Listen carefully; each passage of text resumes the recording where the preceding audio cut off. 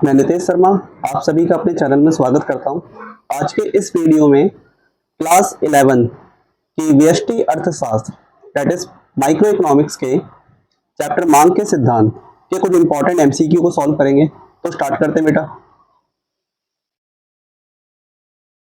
देखिए question number first है, वस्तुओं या सेवाओं की मात्रा को संदर्भित करता है जिसे उपभोक्ता किसी निश्चित समय में विभिन्न कीमतों पर किसी दिए गए बाजार में खरीदने के लिए इच्छुक और सक्षम है। तो बेटा ये जो डेफिनेशन है ये डेफिनेशन है मांग की।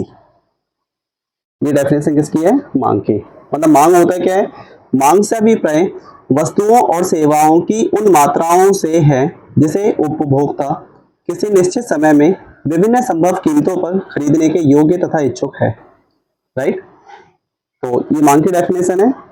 और यहाँ पे एक बात ये समझिए, किसी वस्तु की मांग की मात्रा और वस्तु की कीमत में विपरीत संबंध होता है, इनवर्स रिलेशनशिप होता है। कीमत घटती है तो मांग बढ़ती है, कीमत बढ़ती है तो मांग घटती है।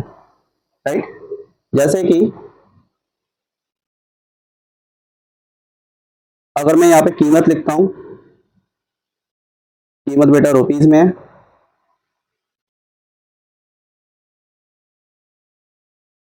यहाँ पे है मांग की मात्रा,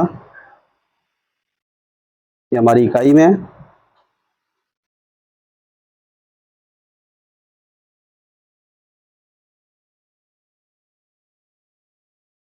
माना कि 10 रुपए की कीमत है और 10 रुपए की कीमत पर उपभोक्ता वस्तु की 100 इकाइयों की मांग कर रहे हैं। राइट, अगर कीमत 10 से बढ़ के 12 हो जाएगी तो मांग 100 से घटकर 80 भी हो सकती है, घट जाएगी। कीमत अगर और बढ़ती है तो मांग और घटेगी, कीमत और बढ़ती है तो मांग और घटेगी, कीमत अगर और बढ़ती है तो मांग और घटेगी। मतलब कीमत का मांग की मात्रा से जो संबंध होता है वो विपरीत संबंध होता है। ठीक है, कीमत घटेगी तो मांग बढ़ेगी और कीमत बढ़ेगी तो मांग घटेगी। तो इसके बेस पे अगर हम मांग वक्र बनाते हैं तो कैसे बनेगा वो चीज समझिए बेटा। एक्स अक्ष पर हम लिखते हैं मांग की मात्रा,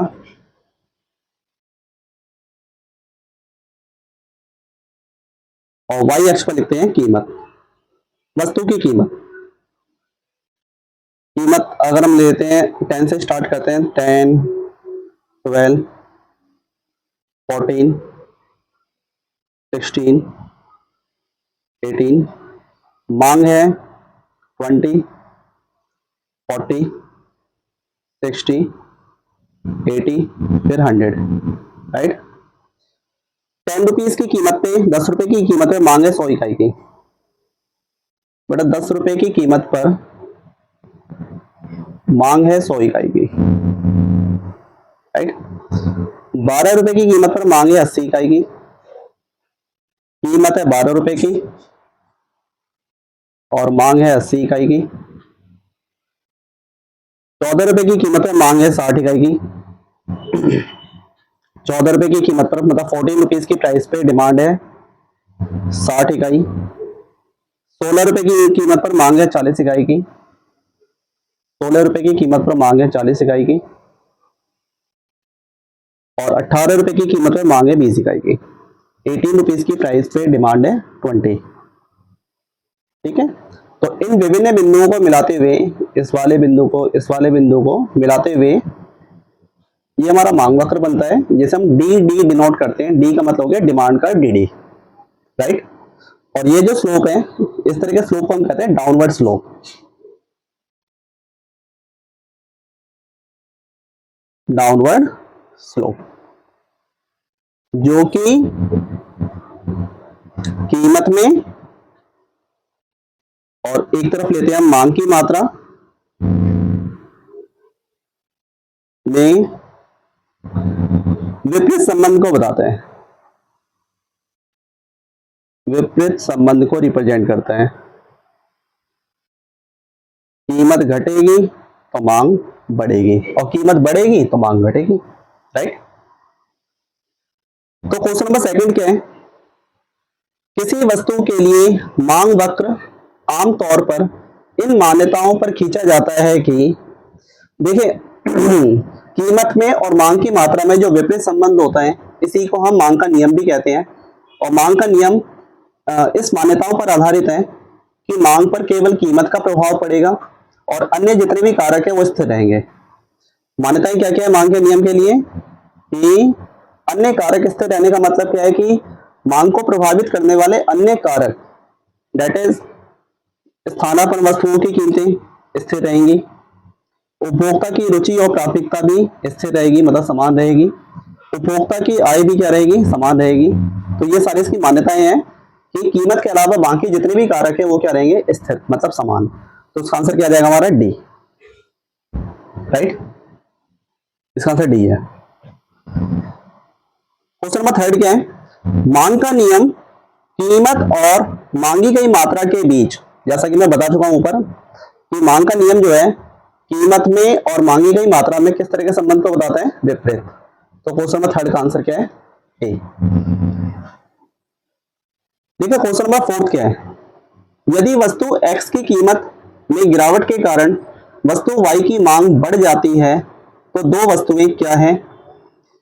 अगर वस्तु एक्स की कीमत गिर जाए और वस्तु वाई की मांग बढ़ जाए तो दोनों वस्तुएं एक दूसरे की पूरक कहलाएंगी,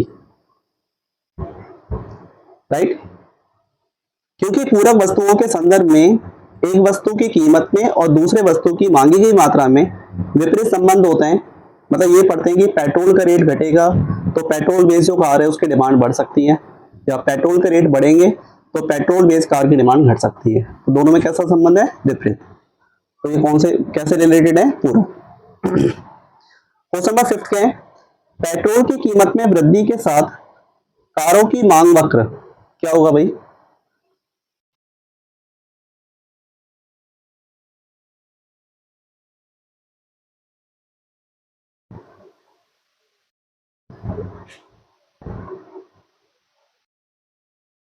प्राइस यहाँ पे है, क्वांटिटी डिमांड, प्राइस मींस कीमत है कार की, क्वांटिटी डिमांड भी है कार की, और ये कार का डिमांड कर्व हो गया।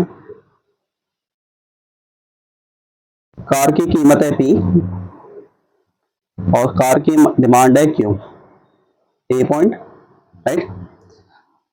अगर पेट्रोल की कीमत बढ़ती है तो कार की मांग घटेगी। तो कार की मांग घटने का मतलब क्या है कि कार का जो डिमांड कर्व है, कार की मांग घट गई जबकि कार की खुद की प्राइस सेम है। तो न्यू डिमांड कर्व से पास होना चाहिए, पॉइंट बी से।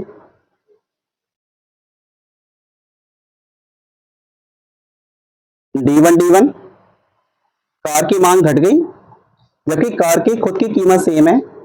तो कार की डिमांड क्यों घटी है, क्योंकि कार की जो पूरक वस्तु पेट्रोल है उसके रेट बढ़ गए हैं। तो पेट्रोल की कीमत अगर बढ़ेगी तो कार वक्र का डिमांड कर्व जो है वो बाईं ओर आ जाएगा, बाईं ओर शिफ्ट हो जाएगा, राइट। दाई का मतलब राइट वर्ड होता है, बाई का मतलब होता है लेफ्ट वर्ड। बाई का मतलब क्या हो गया, लेफ्ट वर्ड। शिफ्ट का मतलब लेफ्ट वर्ड शिफ्ट हो गया, ठीक है। इसका आंसर सी होगा। क्वेश्चन नंबर 6 क्या है, यदि वस्तु ए की कीमत में परिवर्तन वस्तु बी की मांग को प्रभावित करता है तो ए वस्तु बी का स्थानापन्न है, ए वस्तु बी का पूरक है, ए और बी दोनों या तो ए या तो बी, ठीक है। देखिए अगर वस्तु ए की कीमत में परिवर्तन हो और वस्तु वाई की मांग जो है वो प्रभावित होती है तो दोनों वस्तुएं जो है एक दूसरे की स्थानापन्न भी हो सकती है और एक दूसरे की पूरक भी हो सकती है, राइट। एक दूसरे की स्थानापन्न भी हो सकती है, एक दूसरे की पूरक भी हो सकती है। तो इसका आंसर क्या जाएगा हमारा, सी, ए एंड बी दोनों, राइट। ठीक है। क्वेश्चन नंबर 7 क्या है, यदि उपभोक्ता की वास्तविक आय में वृद्धि उसे उस वस्तु को अधिक खरीदने के लिए प्रेरित करती है जिसकी कीमतें गिर गई है, इसे इस प्रकार जाना जाता है, ठीक है। तो ये हमारा क्या कहलाता है, आय प्रभाव, राइट। देखिए आय प्रभाव में हम क्या पढ़ते हैं कि जब वस्तु की कीमत में गिरावट आती है या वस्तु की कीमत में परिवर्तन होता है, तो वस्तु की कीमत में परिवर्तन होने से उपभोक्ता की वास्तविक आय में परिवर्तन होगा और उसके कारण मांग, वस्तु की मांग पे जो प्रभाव पड़ता है इसी को हम आय प्रभाव कहते हैं। राइट। तो कीमत घटेगी तो उपभोक्ता की वास्तविक आय बढ़ेगी तो वो अधिक खरीदना चाहेगा। तो ये क्या हमारा आय प्रभाव। राइट। क्वेश्चन नंबर 8 क्या है, मांग वक्र के साथ संचलन निम्नलिखित में से परिवर्तन के कारण होती है। राइट। देखिए एक तो संचलन है, संचलन का मतलब समझिए क्या है।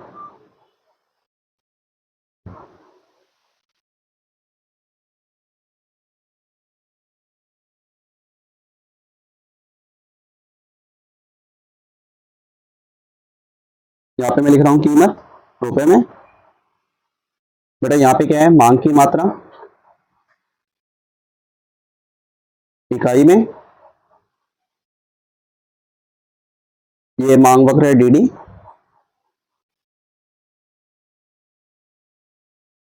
कीमत है पी, मांग है क्यू, पॉइंट ए। अगर कीमत घट जाती है, कीमत गिर जाती है और कीमत के गिरने के कारण मांग बढ़ती है तो इसे मांग का विस्तार कहते हैं। तो पहले पॉइंट ए था और अब पॉइंट बी हो गया, तो ए से बी नीचे की ओर संचलन हो रहा है, नीचे की ओर संचलन हो रहा है। राइट। ठीक उसी प्रकार अगर कीमत बढ़ जाती है और कीमत के बढ़ने के कारण मांग घट जाती है तो इसे मांग का संकुचन कहते हैं। तो पहले पॉइंट ए था और अब पॉइंट सी हो गया, तो ए से सी जो है ऊपर की ओर संचलन होगा, ऊपर की ओर संचलन। राइट। ठीक है। तो मांग वक्र पे जो संचलन हो रहा है इट मीन्स विस्तार, नीचे की ओर संचलन कीमत के कम होने के कारण हो रहा है। राइट। और संकुचन जो है ए से सी ऊपर की ओर संचलन कीमत के बढ़ने के कारण हो रहा है। तो इसमें जो एक्टिव चीज है वो क्या है, कीमत में परिवर्तन, वस्तु की अपनी कीमत में परिवर्तन। ठीक है। और हम ये पढ़ते हैं, ये मान्यता है कि अगर कीमत का प्रभाव पड़ेगा तो अन्य कारक स्थिर रहेंगे। राइट। तो संचलन किस कारण होता है, केवल वस्तु की अपनी कीमत में परिवर्तन के कारण। ठीक है। अच्छा क्वेश्चन नंबर 9 क्या है, मांग का विस्तार, मांग में विस्तार के कारण होता है। देखिए विस्तार हमने ये पढ़ा है, इसी डायग्राम से क्लियर हो जाएगा हमारा, ये हमारा विस्तार है। विस्तार का मतलब हो गया ए से बी नीचे की ओर संचलन। राइट। मांग वक्र के साथ नीचे की ओर संचलन, तो इसका आंसर क्या आ जाएगा हमारा बी। क्वेश्चन नंबर 10 क्या है, मांग में विस्तार और संकुचन निम्नलिखित के कारण होता है। विस्तार और संकुचन दी गई वस्तु की कीमत में परिवर्तन के कारण, आय में परिवर्तन के कारण, संबंधित वस्तुओं की कीमत में परिवर्तन के कारण या जनसंख्या में परिवर्तन के कारण। तो जैसा कि मैंने आपको पीछे बताया था इसके बारे में कि एक तो विस्तार है और संकुचन है, किस कारण हो रहा है, इसकी खुद की कीमत में परिवर्तन के कारण, दी गई वस्तु की कीमत में परिवर्तन के कारण। राइट। क्वेश्चन नंबर 11 क्या है, यदि चाय और कॉफी विकल्प है तो चाय की कीमतों में गिरावट से, अगर चाय की कीमत गिर जाती है, चाय की मांग में वृद्धि होती है, चाय की मांग में गिरावट, कॉफी की मांग में गिरावट या कॉफी की मांग में वृद्धि। ठीक है। मतलब चाय की कीमत में गिरावट से, चाय और कॉफी को विकल्प कहा गया है और चाय की कीमत अगर गिर जाती है तो चाय का जो वैकल्पिक चीज है मतलब कॉफी, उसकी डिमांड पे कैसा इफेक्ट पड़ेगा, कॉफी की मांग गिर जाएगी। ठीक है। कॉफी की मांग क्या हो जाएगी, गिर जाएगी, क्योंकि चाय की कीमत गिरती है तो लोग चाय ज्यादा पिएंगे, कॉफी कम पिएंगे। ठीक है। और चाय की कीमत अगर गिरती है तो चाय की मांग बढ़ेगी, ये भी हो सकता है। ठीक है, चाय की कीमत में गिरावट से चाय की मांग तो बढ़ेगी और कॉफी की मांग में गिरावट, तो फर्स्ट एंड थर्ड, इसका आंसर आएगा बी। उपभोक्ता की आय में वृद्धि के साथ सामान्य वस्तु की मांग क्या होगा? बढ़ती है, घटती है, समान रहती है, या तो बढ़ती है या तो घटती है? बढ़ती है। अगर उपभोक्ता की आय बढ़ेगी तो सामान्य वस्तु की मांग बढ़ती है और निम्न कोटि के वस्तुओं की मांग घटती है। राइट, ठीक है। तो बेटा आज के इस वीडियो में हमने मांग के सिद्धांत के बारे में पढ़ा है। बाकी एक नए वीडियो के साथ, एक नए टॉपिक के साथ, एक नए चैप्टर के साथ फिर से मिलेंगे। ओके बच्चों, धन्यवाद।